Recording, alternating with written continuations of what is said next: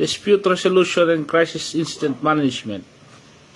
This is your criminology instructor, Arwinjan Esasado, registered criminologist.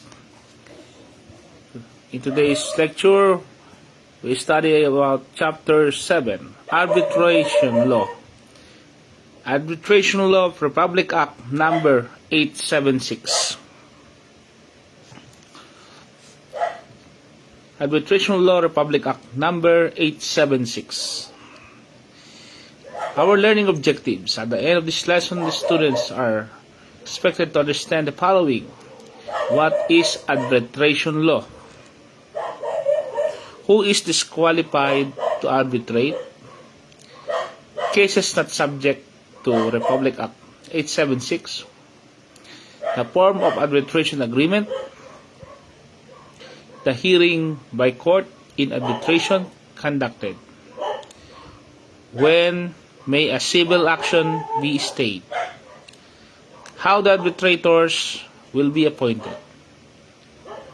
The challenge to arbitrators and the procedures to be followed by the arbitrator.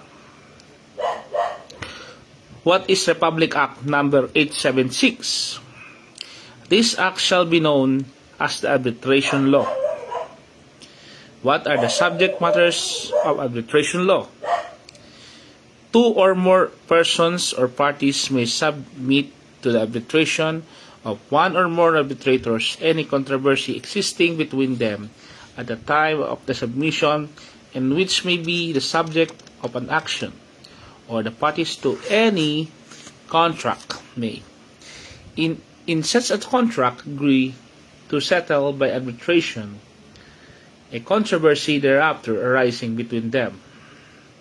Such submission or contract shall be valid, enforceable, and irrevocable, save upon such grounds and exist as law for the revocation of any contract. Such submission or contract may include questions arising out of evaluation, appraisals, or other controversies that may be collateral incident or subsequent to any issue between the parties. Section 2, 8, Republic Act 876.